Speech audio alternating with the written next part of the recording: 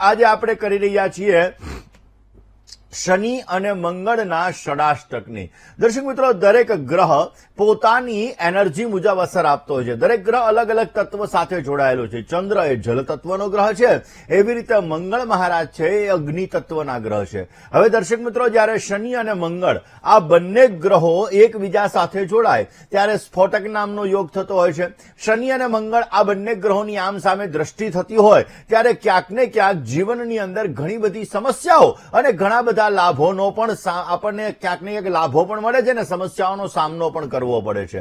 દર્શક મિત્રો, ષડાષ્ટક એવું કહી શકાય કે જ્યારે કુંડલીની અંદર ષડાષ્ટક યોગ બનતો હોય. આપણે જોઈએ જ ચૂક્યા કે અત્યારે મીન રાશિની અંદર શનિ મહારાજનું પરિભ્રમણ ચાલુ છે અને સિંહ રાશિની અંદર અત્યારે મંગળ મહારાજનું પરિભ્રમણ ચાલુ છે. હવે સ્વાભાવિક રીતે મીન, મેષ, વૃષભ, મિથુન, કર્ક અને સિંહ, એટલે મીનથી સિંહ રાશિ એ 6ઠ્ઠી રાશિ થાય અને સિંહથી મીન રાશિ 8મી રાશિ થાય, જેના લીધે ષડાષ્ટકનું પરિણામ જ્યારથી મંગળ કેતુની સાથે આવ્યો ત્યારથી શનિ અને મંગળનો ષડાષ્ટક યોગ થયો, કેતુની સાથે આવ્યો અને આપણે જોયું ઘણી બધી જગ્યાએ પ્લેન ક્રેશની દુર્ઘટનાઓ, ઘણી બધી જગ્યાએ રેલવેને લગતી સમસ્યાઓ, આગજનનીના બનાવો, ઘણી બધી જગ્યાએ ક્યાંક ને ક્યાંક એક્સિડન્ટને લગતા બનાવો, કુદરતી આફતોનું પ્રમાણ, આ બધી વસ્તુઓ આપણે જોઈ.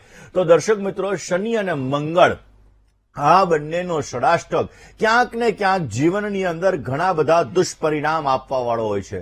ષડાષ્ટક પહેલામાં આવેલા એવું કહી શકાય કે જ્યોતિષની દ્રષ્ટિએ જોડવા જઈએ તો ષડાષ્ટક વિધ્વંસકારી માનવામાં આવે છે. અને દર્શક મિત્રો, એટલા માટે આ ષડાષ્ટક છે એનો અશુભ પ્રભાવ આપણા જીવન ઉપર ઘણી બધી વખત જોવા મળે છે. શનિ અને મંગળ જ્યારે 6ઠ્ઠે 8મે આવે એટલે કે શનિ અને મંગળનો જ્યારે ષડાષ્ટક થાય ત્યારે જીવનની અંદર ઘણી બધી સમસ્યાઓ, વિધ્વંસકારી વસ્તુઓ બનતી હોય છે. દર્શક મિત્રો, આ શનિ મંગળના ષડાષ્ટકનું પરિણામ આપણે જોઈ ચૂક્યા અને આ શનિ મંગળનો ષડાષ્ટક ક્યાંક ને ક્યાંક ઘણી બધી કારોબારની અંદર, બિઝનેસની અંદર બધી જગ્યાએ સમસ્યાઓનું સર્જન કરે. હા, એક વસ્તુ છે કે આ શનિ મંગળનો ષડાષ્ટક જ્યારે થાય ત્યારે નવી ટેકનોલોજી, નવું પરિણામ ઉત્પન્ન થાય અને એના લીધે ક્યાંક ને ક્યાંક આપણે નવી વસ્તુઓનો ઉપયોગ કરતા ચાલુ થઈએ અને એના લીધે આપણા જીવનની અંદર ઘણો બધો પ્રભાવ પણ પ્રાપ્ત થતો હોય છે. દર્શક મિત્રો, વાત આજે આપણે કરી રહ્યા છીએ જે શનિ મંગળનો ષડાષ્ટક છે, જે જ્યોતિષ શાસ્ત્ર મુજબ જોવા જઈએ તો કોઈ પણ ગ્રહ એકબીજા ગ્રહથી 6ઠ્ઠે ને 8મે આવે એટલે કે 150 ડિગ્રીના અંતરે આવી જાય ત્યારે ક્યાંક ને ક્યાંક એવું કહી શકાય કે જીવનની અંદર સમસ્યાઓ, યોગનું આ નિર્માણ થાય છે અને એના લીધે જીવનની અંદર તકલીફો, સમસ્યાઓ બધી વધતી જાય છે. દર્શક મિત્રો, શનિ મંગળનો ષડાષ્ટક જે પણ વ્યક્તિની કુંડલીમાં હોય, તમારી કુંડલીની અંદર શનિ મંગળનો ષડાષ્ટક છે તો તમને ટેકનોલોજી પ્રત્યેની રુચિ વધારે રખાવે. તમારા જીવનની અંદર ક્યાંક ને ક્યાંક જોવા જઈએ તો અમુક સમયાંતરે અપડાઉનને લગતી સમસ્યાઓનું સર્જન થાય, ગુસ્સાઓનું પ્રમાણ વધારે પડતું ક્રિએટ કરાવડાવે અને તમારા જીવનની અંદર મુશ્કેલીઓ, સમસ્યાઓ, તકલીફો એનો દોર પણ વધારે રહેતો હોય. દર્શક મિત્રો, મંગળ ગ્રહ છે ને, કારણ કે સૂર્ય એક રાશિની અંદર 1 મહિના સુધી રહે, ચંદ્ર એક રાશિની અંદર 2.25 દિવસ સુધી રહે, શનિ મહારાજ એક રાશિની અંદર 2.5 વર્ષ સુધી રહે, જ્યારે રાહુ મહારાજ એક રાશિની અંદર 18 મહિના સુધી રહે અને ગુરુ મહારાજ એક રાશિની અંદર 13 મહિના સુધી રહે. અત્યારે અતિચારી ગુરુ ચાલે છે એટલે ગુરુ પોતાની ગતિ કરતા વધારે પડતી ગતિની અંદર ચાલે છે, જેના લીધે વર્ષમાં 2 વાર કે 3 વાર પોતે રાશિ પરિવર્તન કરે. જ્યારે આમ તો ગુરુ છે એ પોતે એક રાશિની અંદર 13 મહિના સુધી રહેતો હોય. મંગળ મહારાજ છે એ ક્યાંક ને ક્યાંક 43 ડેઝ એટલે કે 40 થી 45 દિવસની આજુબાજુનો જે સમયગાળો હોય છે, આ સમયગાળાની અંદર આ મંગળ મહારાજનું પરિભ્રમણ રહેતું હોય. હવે દર્શક મિત્રો, અત્યારે આ મંગળ મહારાજ જે સિંહ રાશિની અંદર ચાલી રહ્યા છે, આવતીકાલે આ મંગળ મહારાજ પોતે કન્યા રાશિ, પોતાના મિત્રની રાશિ ન કહી શકાય, એ રાશિની અંદર એટલે કે બુધની રાશિની અંદર પોતે પરિવર્તિત થવાના છે. બુધ એ વાણીનો કારક ગ્રહ છે અને બુધની રાશિની અંદર પરિવર્તિત થશે એટલે રાહુથી ષડાષ્ટક બનાવડાવશે અને ઓલરેડી શનિ સાથે સમસપ્તક યોગ બનાવડાવશે. હવે દર્શક મિત્રો, જ્યારે મંગળ અને કેતુ બંને ગ્રહો સાથે હતા એ અંગારક યોગનું સર્જન કરતા હતા. આવો જ અંગારક યોગ જ્યારે મંગળ મંગળ રાહુની સાથે આવશે ત્યારે એના પરિણામ અલગ હશે, પરંતુ એ મંગળ અને કેતુ જ્યારે સાથે હતા ત્યારે આપણે ઇતિહાસના પન્ના ઉપર દર્જ થઈ જાય એવી વસ્તુઓ જોઈ. હવે દર્શક મિત્રો, આ કન્યા રાશિની અંદર મંગળ મહારાજ પોતે પ્રવેશી રહ્યા છે અને આ કન્યા રાશિની અંદર પ્રવેશતાની સાથે દેશ ઉપર, દુનિયા ઉપર, તમારી રાશિ ઉપર એની અલગ અલગ અસર થવાની છે. અને આ અસર ક્યાંક ને ક્યાંક જોવા જઈએ તો ઘણી બધી રાશિના જાતકોને લાભ પણ અપાવશે અને ઘણી બધી રાશિના જાતકોને ક્યાંક ને ક્યાંક સમસ્યાઓનો સામનો પણ કરવો પડી શકે એમ છે.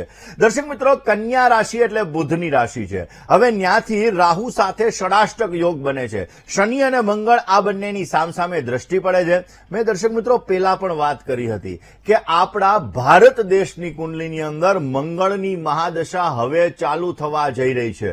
આપણા વડાપ્રધાન માનનીય શ્રી નરેન્દ્રભાઈ મોદી એમની કુંડલીની અંદર પણ આ જ મંગળની મહાદશા ચાલુ થવા જઈ રહી છે. ક્યાંક ને ક્યાંક દર્શક મિત્રો, રાજાની કુંડલીમાં અને દેશની કુંડલીમાં પણ આ મંગળની મહાદશા અલગ અલગ પરિણામ આપવાની છે. આજે વાત કન્યા રાશિના મંગળ વિશે કરીએ. દર્શક મિત્રો, કન્યા રાશિની અંદર આ મંગળ મહારાજનું પરિણામ ક્યાંક ને ક્યાંક એવું કહી શકાય કે જે અત્યાર સુધીમાં આપણે વાહનની, ખાસ કરીને વિમાનની દુર્ઘટનાઓ જોઈએ. આપણે જોઈએ છીએ કે થોડા સમયાંતરે હમણાં પણ ચીનની બોર્ડરની બાજુની અંદર ક્યાંક ને ક્યાંક વિમાન પોતે ક્રેશ થઈ ગયું ને 50 જણા ગુજરી ગયા. તો દર્શક મિત્રો, હમણાં વિમાન દુર્ઘટના, પ્લેન દુર્ઘટનાઓ, હેલિકોપ્ટર દુર્ઘટનાઓ, આવા ઘણા બધા કિસ્સાઓ આપણે છેલ્લા 3 મહિનાની અંદર ઘણા બધા સાંભળ્યા. આમ તો પોણા 2 થી 2.5 મહિનાની અંદર ઘણા બધા સાંભળ્યા. હવે દર્શક મિત્રો, આ કિસ્સાઓ ઓછા થઈ જશે કારણ કે કન્યા રાશિની અંદર મંગળ મહારાજ આવશે એટલે આ કિસ્સાઓ ઓછા થતા જણાશે. એટલે કે જે પ્લેન ક્રેશને લગતી સમસ્યાઓ, આ બધી સમસ્યાઓ હતી, આ બધી સમસ્યાઓ ધીમે ધીમે દૂર થતી જણાશે. આર્થિક ઉતાર ચઢાવ ક્યાંક ને ક્યાંક રહેશે કારણ કે બુધ છે ફાઇનાન્શિયલ મેનેજમેન્ટનો કારક છે. મંગળ અગ્નિ તત્વનો ગ્રહ બુધની સાથે આવી ગયો છે, જેના લીધે ફાઇનાન્શિયલ અપડાઉનને લગતી સમસ્યાઓ રહેશે. હા, સેનાઓ વચ્ચે, દેશો વચ્ચે પોતાની બોર્ડરને લગતા વાદ વિવાદને લગતી સમસ્યાઓનું પ્રમાણ આ સમયમાં વધી શકે એમ છે.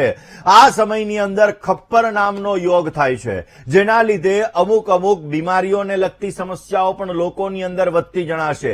એવું કહી શકાય કે ભારત દેશની કુંડલી મુજબ જોવા જઈએ તો ભારત દેશ ટેકનોલોજીના ક્ષેત્રની અંદર આગળ વધશે. નવી ટેકનોલોજીઓ પોતાના દેશની અંદર વિકસે અને આપણા દેશની અંદર નવી ટેકનોલોજીનો વિકાસ થાય ને જેથી ભારતની ગતિ ધીમે ધીમે આગળ વધતી જણાશે.